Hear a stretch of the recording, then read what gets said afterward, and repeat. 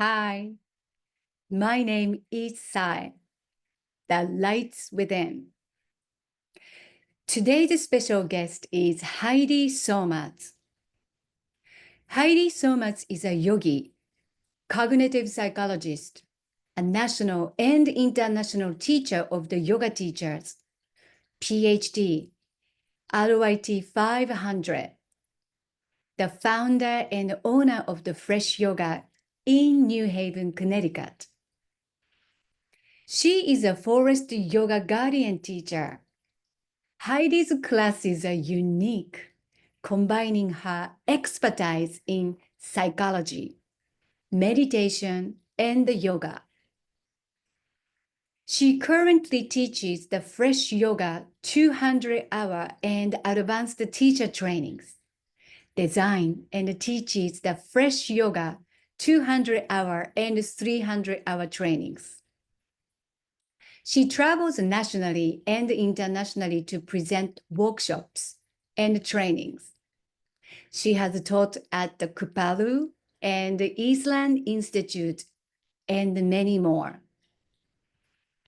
She has been featured in the Yoga Journal and was selected by the Great Courses to design their first course on yoga, Yoga for a Healthy Mind and Body, and selected by Audible.com to create the Audible original, How to Live a Yogic Lifestyle. Heidi is a former university psychology professor and author of The Performing Under Pressure. She also has her own channel called Mat to Mat, which includes Forest Yoga, Fresh Yoga, meditation, and Yin Yoga. She teaches people how to be better able to tolerate what's happening in any given moment so that we can best move forward positive change individually and collectively. Her PhD research in cognitive psychology at the Yale University examined how meditation, paying attention differently, could help people interrupt the habitual thoughts. Everything she has been doing since has branched off that idea. It's what led her where she is now. Heidi says, no matter how much yoga or meditation or therapy we do, we are creature of habit. To move toward any desired change in our thinking or our lifestyle, we have to become aware of and work effectively with our habits. For her, this is the foundation of yoga. It's the foundation of her teaching. A central idea is learning to be in relationship with our body and the mind in a way that's comfortable, even when life isn't. Yoga is a way of the thinking and living as much as a way of moving. Through this practice, she invites us to examine ourselves, our habits, and create our path to a more yogic lifestyle. I hope you find something that surprises and inspires you. Welcome, Heidi Sormaz.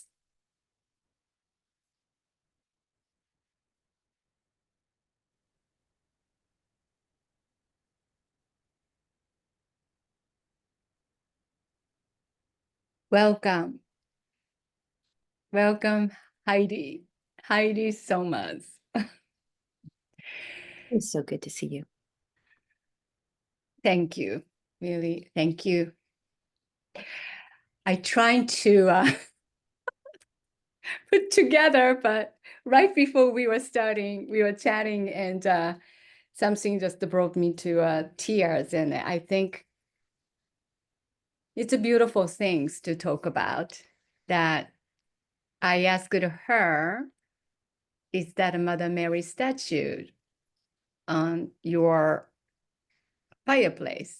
And you said, it's a bodhisattva.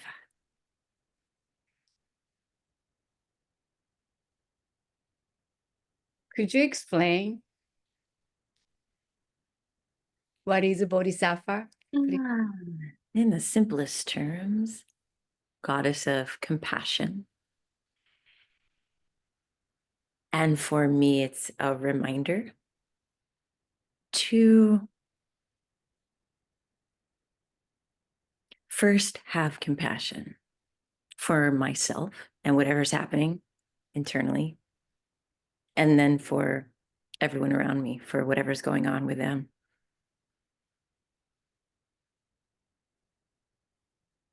And when I say compassion,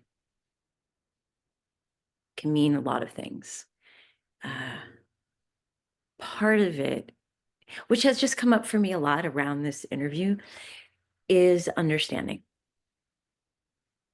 Understanding what's happening for me, what's happening for you, and choosing curiosity, choosing understanding, which is a really great place to start.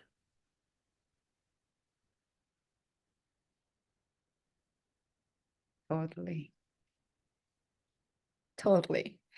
I really did not expect how we start. And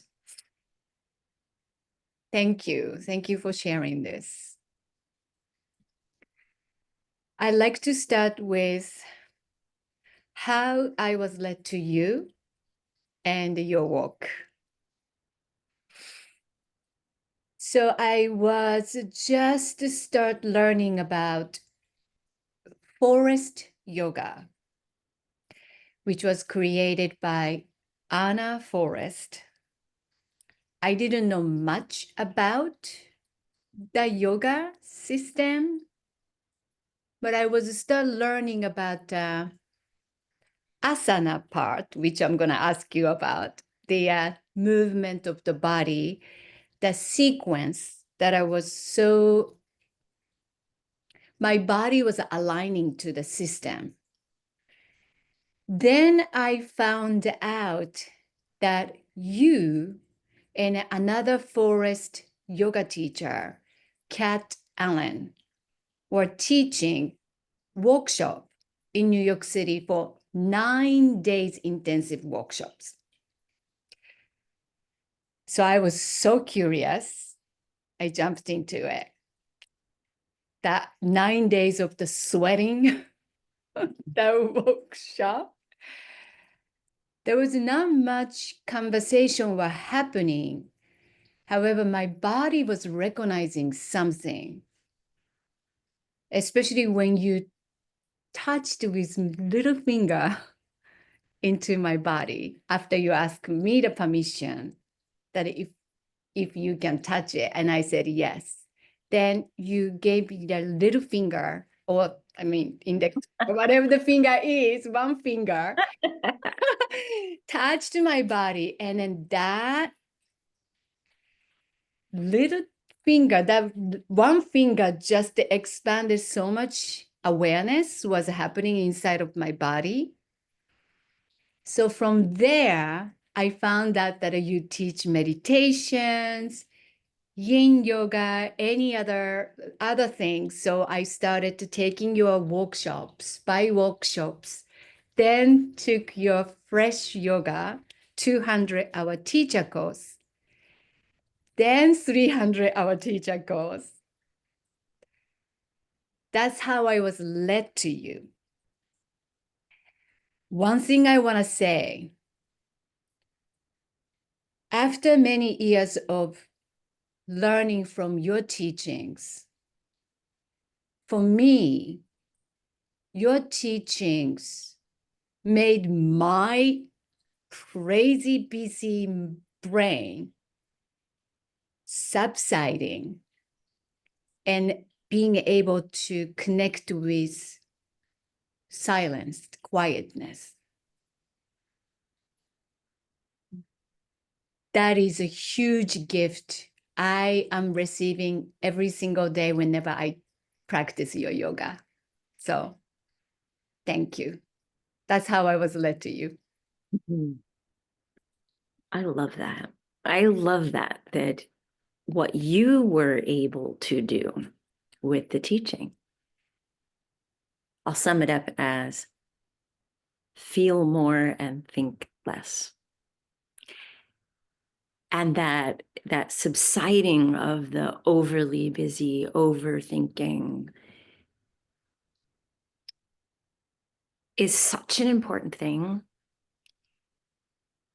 And it's not done by trying to get rid of it. It's done by having compassion for the fact that it's happening. Here I am, my mind is busy, it's crazy, it's working. And think of all the things that you might want to do when that happens. Like, how do I make it stop? How do I distract myself? How do I read this self-help book to make it go away? And what all these practices teach is we go, look at that busy, busy mind. Look at that busy, busy mind trying to save me. What if I sit here with it and I go, oh, busy, busy mind, what's happening? And I get really curious about it. I'm going to feel whatever it is I need to feel. And when you feel what you need to feel, the mind doesn't have to try to protect you from it anymore. And so this practice for me has always been, how do I learn to be with myself in a way that is tolerable and going, look at you, human, just trying to get through this world. What an interesting choice your mind is making. Okay, now I'm having this big emotion. All right, I hear you. Okay, now what? And just being able to like be a human is the point. So we do all these things and we do all these practices, and they're all pointing out or pointing at, how do I tolerate the consequences of being a human? There's a quote from a translation of the Bhagavad Gita, and it is something like, yoga is the ability to tolerate the consequences of being myself.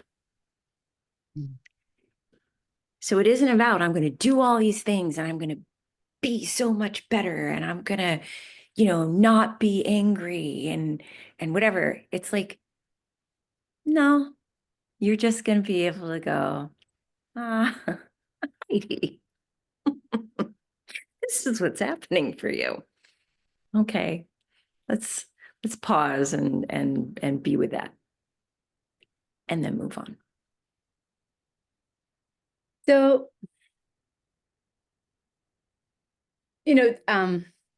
I had so many questions. And then like, and then when I was reading your bio, it's like every answer I wanted to, like that question I wanted to ask, it's in your bio. And how I'm going to create this interview.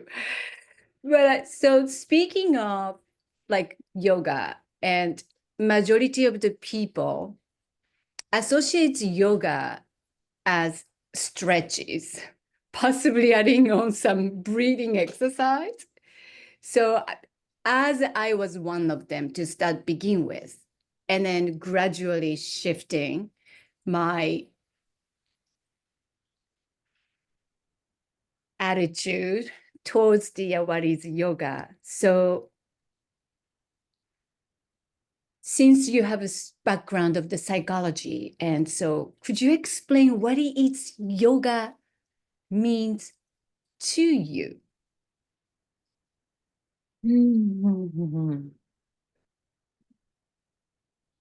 Yoga means to me not being driven by habit. So one way to think about what the Yoga Sutras is saying is that yoga is about change. It's about learning how to change. Change is uncomfortable. Change equals uncertainty. And most of us are way more comfortable with the misery we know than the uncertainty of what might be different. Yes. This is how our body and our brain works. And our brain and body, they're not separable. Our being is trying to save us. We are human animals, and at all times, this is trying to save us. But that doesn't mean that it's actually doing something effective for us in the long run. It's saving us in the short term. So we build up all of these habits, we build up all of these coping mechanisms to get through life, to be in a world that is constantly throwing things at us that are difficult and scary, terrifying even. And we figure out ways, every one of us, we figure out ways to get through. And then the way that we figured out to get through, that becomes the issue. That becomes the problem. That's why we're sad or why we're anxious or whatever. Now, these habits, these coping mechanisms, they're in our mind, and we can think of them more easily as the things that we do with our mind, but they're in our body too. Every single thing that we do with our body is a habit. It's a pattern that's been created from day one. So yoga is being willing to be with, be aware of us in that habit, tolerate it for long enough to decide, is that the habit that I want? Now, this is a lot of psychology. I mean, your mind is going to be like, oh, hell no, that doesn't feel comfortable. I don't want to be there. I mean, just think about standing in a pose that's uncomfortable or a little bit difficult. Your mind will start going, and it's going to go with the habit that you have. Maybe your habit is dissociate. I'm going to listen to the music playing in the background. I'm not even going to feel this at all. Maybe your habit is self-criticism. Oh my God, I suck at this pose. I used to be able to do this better. Look at that person over there. Look how good they're doing. Maybe your habit is blaming other people. I don't like this teacher. I can't believe this teacher put this pose in this sequence, in this place. They're terrible. They don't know what they're doing. They need better training. Now, all of these things are just total figments of your mind. They are ways in which you have learned to cope. And so there is no separation from doing the asana and what is coming up through the mind. Before, the last 100-ish years, the asana was like this much of yoga. It was all about the mind. And there was this pattern of, well, there's many different kinds of yoga, but in what we see in the United States, the pattern was, if we build a healthy body through yoga, then we can sit down in meditation and build a healthy mind. And so there was a way in which it was a bit separate. The yoga was about the mind, but the asana was about how do we get physiologically healthy to build a better mind. And in that time period, the mind and the body were separate. But now we know they're not. they're absolutely not. Every single thing that runs through our mind is being influenced by what is happening in our body and influenced by what is happening in all that is all around us. We're not getting out of it. So to do yoga without the mind, is it going to be helpful? Yes. You could zone out and just rock out to the playlist and do your yoga, and you're building a healthier body, which will allow you to work better with your mind and your emotions. So great, do that. And you can do yoga like with a pristine discipline of the mind as a mindfulness practice. And that will also get you where you need to be. There's so many different ways that you can do it. And probably the reason I was most drawn to Forrest Yoga is that it was designed to move the habit out of the cell tissue of the body. And in order to do that, your mind must be involved. So the way that it's taught is more of as a mindfulness practice. You cannot do the basic moves of the system without being aware of them. And as soon as you're gone, you won't be doing them. So a basic move called expanding the ribs, where you widen and lift the rib cage up away from the pelvis, I guarantee you that no matter what level you are, 25 years in, senior teacher, you will not be doing it unless your awareness is there to meet you doing it. And that is why, in my opinion, when you're really doing the system, it feels so profoundly different than other systems. You can do a lot of things without paying much attention. But to actually fully do the basic moves of the system of Forrest Yoga, you can't be gone. They're mutually exclusive. And it's also why it can feel very hard for people at first, because they've not been asked to pay that kind of attention. So I have rambled on a wee bit, and I'm not quite sure what the question was. And that is my personality. Well, that's so incredible that no, it's all good. It was about the question was what is about the yoga, but that's the things that I am most receiving, connecting through your teaching is really the mind, the way how you cue. It doesn't matter forest yoga and then also the fresh yoga, and then you are not mentioned the core. What do you call that? Core collection. Core connection. Yeah, Core connection. incredible class, by the way. It's my relationship to my body's been really changed because your teaching is bringing awareness to where you place the attention in your body. And then you break it down to small pieces. And then all of a sudden, when you put the all together, ta-da, you're making a one just standing your body. My posture changed drastically because of that.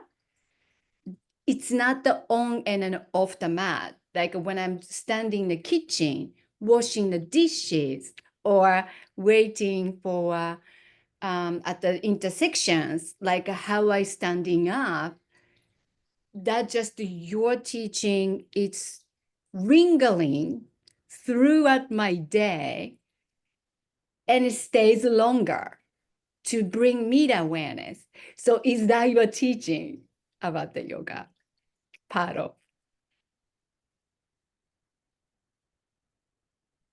I have multiple answers. So my first is, if you're thinking about the core, pelvic floor to head,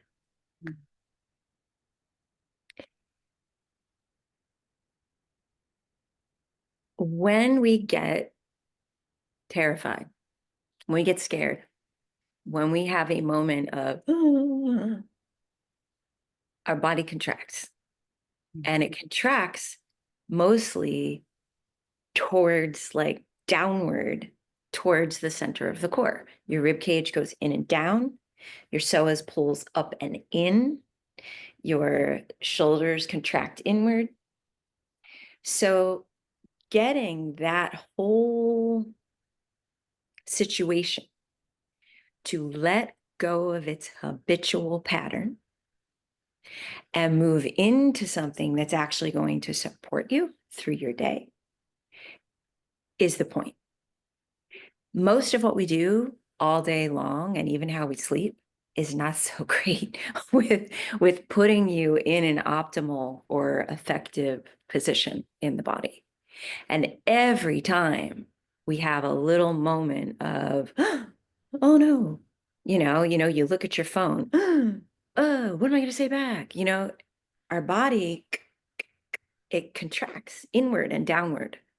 And so much of that class is unwinding just the basic habit that stress creates, emotional stress creates. And so then you have the opportunity to shift yourself into a position that's actually healthier for you and more effective for you to be able to breathe and to be able to support yourself. So there's that part. And there's also the part that, put it in any category you want. For me, this is the more spiritual part. And this is, no matter what you want to call it, and no matter how you honor it, we are affected by and in relationship to all that is. That's which runs through all things, also runs through me. And no matter what you believe, you can go as simple as nature. It affects you. If you walk outside and the sun hits your face, it affects you. If it's raining, it affects you. If the barometric pressure changes, it affects you. You're not getting out of it. So this idea of connection, it is my connection with me. But if I am connected to me fully, then I can be connected to anything around me. And it's very difficult, if I am not connected to me, to be connected to anything around me. So as you stand there and you do the dishes and you feel your body, you are now connected to the whole process of doing the dishes. And you're going to make choices about it. And you're going to feel a certain way about it because you're involved in it, which is very different than doing it in a habitual way that you've always done, just being like, oh, when is this going to be over? So, yeah, so that's the second part. So true. So true. Because I do see that other people too, in my community too, just do the asana part and then I'm done. And then just go on the lifestyle and then go back right away to the habitual way of the doing. And yeah, so when I see that, because I was there before, how that mindfully creating the space to make a choice in order to take action, how that psychological part of the moment of the choice is the one making already our past and then our future. So I felt like when I was practicing your yoga to do the asana part, I really felt like time was irrelevant, expanding. And then I was already connecting to with the inside so much. And then I was almost like being one with one. I didn't think I was going to talk about this today. This is so surprising to me. So what made you decide to teach yoga? Is there any specific reason or event that led you to make a decision to teach yoga? All right, I'm going to give you two answers again, because that seems to be my pattern today. There's a then, and then there's a now. The then, the real answer, is because I was trying to teach Tai Chi, and people everywhere I went wanting to teach that, people asked if I could teach yoga. And at some point I went, well, everyone's asking, so okay. I mean, I did have experience with yoga, but it really felt like, all that was going, would you please teach this? Would you please teach this? Would you please teach this? And then things did literally fall into place.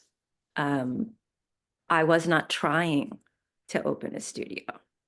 I was not trying to be a yoga teacher. It just all fell into place. And it really wasn't until after the studio was open that it was like, oh, this is a business. I need to run a business. Like it was not, it really was casual and kind of falling into it. And people wanted it. And so I was like, okay, this is what they want. And then I hit a point of going, what am I teaching these people? And is this what I want to be teaching these people? And that's when I switched everything I was doing to Forrest Yoga, because that's what I wanted to teach. Previously, I had been teaching Ashtanga yoga. Today,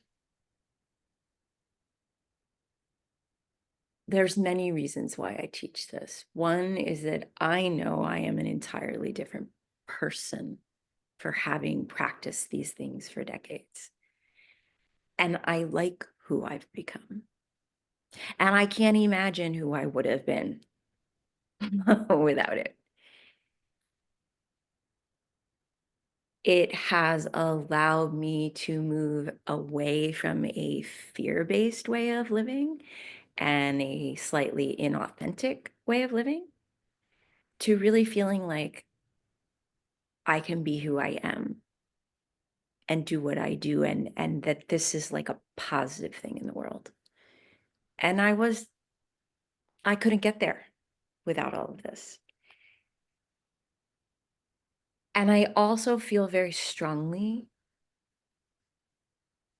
and I've tried to figure out how to verbalize this. So let me know if you're like, what are you trying to say? That this practice becomes irrelevant if you are not bringing people with you. I could go on a mountaintop and do this all day. Great. Yay. Maybe I feel enlightened. But so what if other people are not getting this? So I do feel an obligation,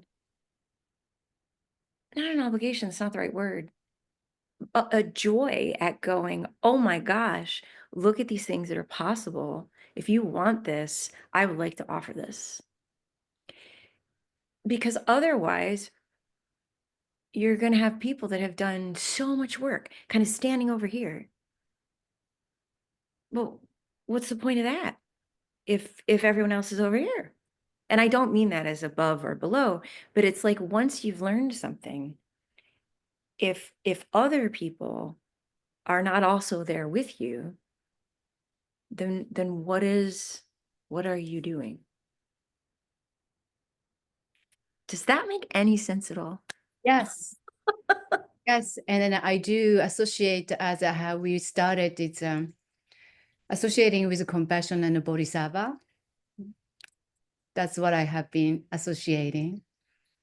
And did you always feel that part of your compassion? Because it feels like how I'm actually really surprised to hear that you were wanted to do the Tai Chi, because I know I believe you were the dancer at one point, maybe studied the ballet, or like, I mean, you have incredible, beautiful poses that you can create. So definitely like the movement of the flowing things that you have inside of you. So I never even doubt about that you are wanting to become the yoga teacher, not like a tai Chi. So that was just, I surprised me.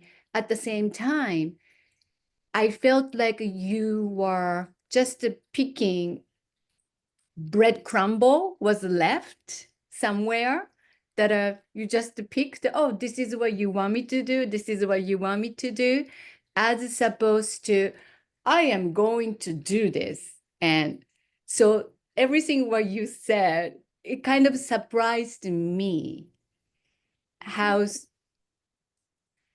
I don't know the successful is the right word, but then how incredibly you're doing well what you do in the world through the yoga. So Thank you. A little more context is that when I began Tai Chi, my level of anxiety was through the roof. I was in the midst of post-traumatic stress syndrome disorder. I had a tremendous amount of social anxiety. And the thing about Tai Chi that in my mind was quite different than yoga was that you must be relating to another person. So Tai Chi, although not everyone in the US does it this way, it does involve a form that you're doing by yourself, but really it's a martial art. And it is a style of playing, moving with someone else. And so this requirement that I be fully engaged with myself, with another person, was very healing to me, to have to figure that out, to have to be able to be present in that. And when I was doing yoga, probably the first couple of years, I had my eyes shut the entire time. I had no idea what anybody else was doing. Like when my Ashtanga teacher asked me to sub her class, I was like, are you insane? Like, I've never taught yoga. What are you talking about? She was like, you're the only one that's actually doing the whole series. I was like, what? I had no idea. I wasn't looking around. I figured everybody was doing it. I like, why wouldn't they be doing it? Right. So it felt very internal. It felt very inside. And it's often taught that way, that it's very much about everything internal. And teaching yoga is the interactive part. You have to be doing the yoga and you have to be breathing in a way that is connecting you to yourself. And you need to have an awareness of the whole space.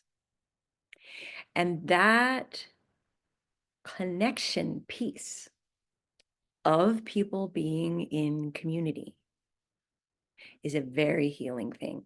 It takes people out of their habit. They are not alone. They are not lost in their own individual coping mechanism. There are other things happening in the room.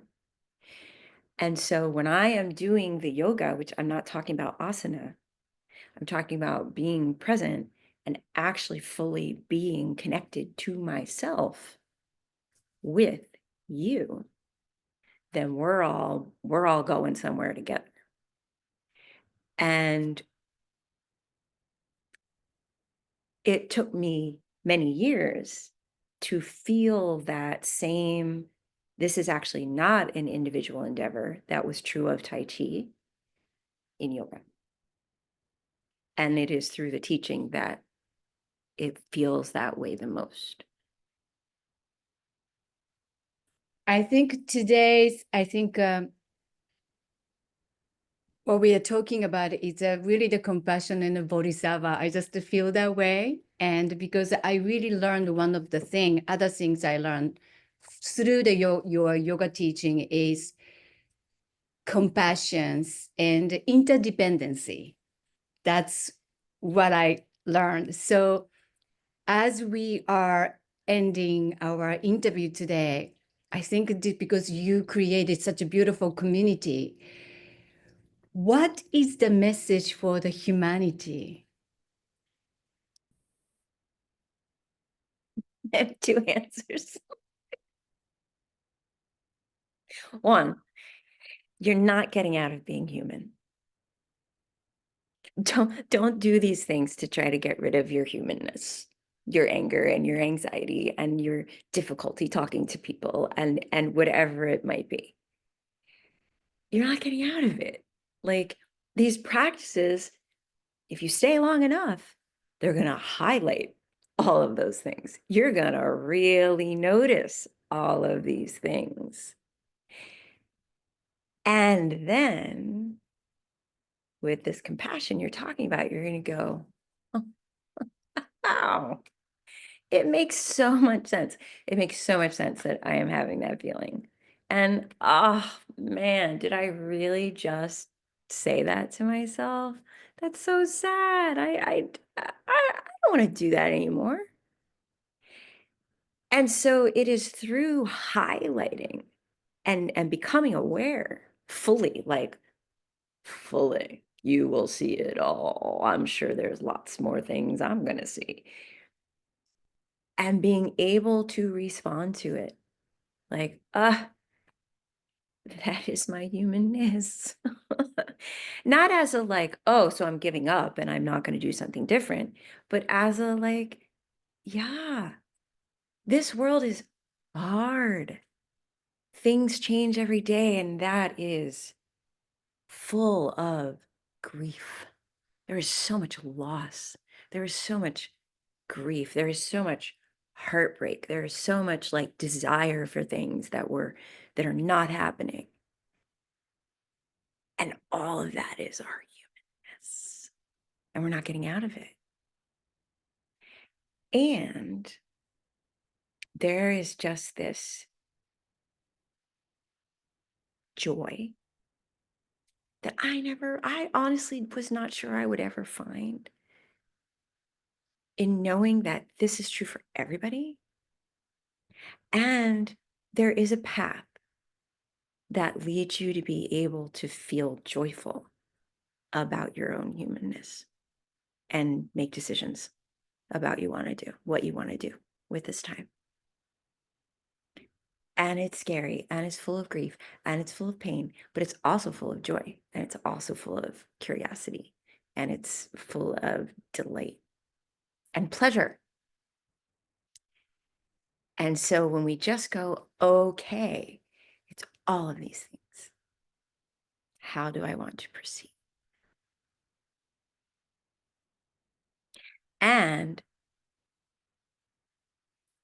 it requires knowing that you're not alone and you're not doing this alone. So if anybody out there hears this message and is like, oh, I want to try this, and then they start really getting into it, guess what? It's not me alone. They would have never heard this if you didn't set this up. And you wouldn't have set this up if you didn't hear about my teaching, and I wouldn't be teaching this if I didn't hear about honest teaching. And there's no end to that web. So we're all human and we're not getting out of it. And we will interweave to whatever we need to get to. And doing these things is not to set us apart or make us better. It's so we go, oh my God, look at this thing that I learned. Let's do this together.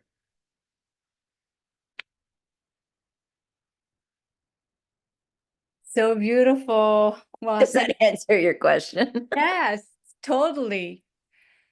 And I think I know that you are about to teach 200 fresh yoga soon.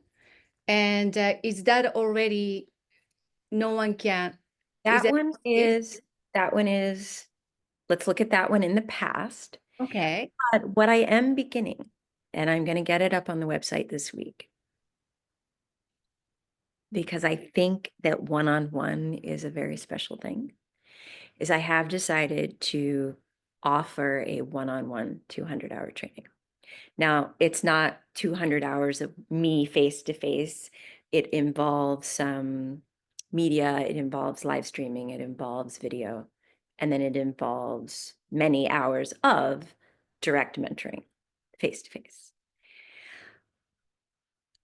I haven't done this before, but I feel called to do it that way so that I can work with each person where they are. So that's coming very soon. That's amazing. And then I highly recommend it. And then your book, audiobook, wow. It's really simply all the ancient wisdom, Bhagavad Gita and Yoga Sutra, all of them like modernly, you really organized, so easy to follow. And I highly recommend that. And you also teach the meditation and the private coaching session and the private lessons too. So I'm going to put in the description below, but what would be the best way to reach out to you? Do you have a website to? I do have a website, but the easiest way to reach me is email. I'm that old. Uh, Heidi, Heidi, at freshyoga.com, or Instagram. I will see an Instagram message and I will respond to that. Thank you for plugging that book. Do we have a second for a little story? Yes. The great courses came to me and asked me to write that. And it was kind of like, here, you need to teach yoga. They were like, here, you need to write this book. I was like, what? Why are you asking me to write this book? And it was during COVID and it was during lockdown. And I remember just like sitting in my bed with a computer and all my resources, And to me, it feels like this weird time that was just sort of hanging there in this, like it wasn't really part of the world. So my being so deeply in it when I was writing it, I hardly like remember that focus. And I reread it recently. And I was really proud of it. I was reading it going, that's exactly what I want to say. I So know. thank you for mentioning it because I had kind of forgotten about it and it's on Audible, so it isn't like a physical thing I can give to people. But if you're like, what does Heidi think? That course will tell you. I do like, yeah, I think this. Check it out. So well written, so well written. It's like a how-to book also, and a really detailed but then simplified. So simple. It's so simple. Like I'm sure people would be like, you didn't talk about this. You didn't talk. No, I didn't. It's so simple. I highly, highly recommend. So really well written book. So well, thank you so very much, Heidi. This Thank was so pleasure to speak with you. And I feel like we've got like 75 more hours of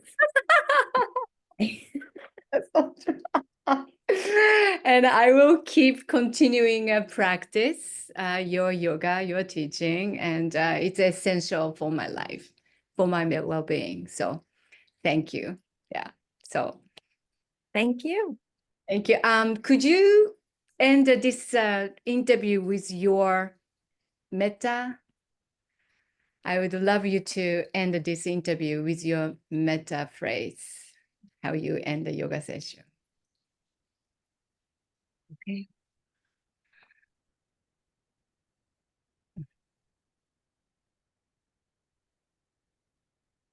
May our practice benefit all beings everywhere.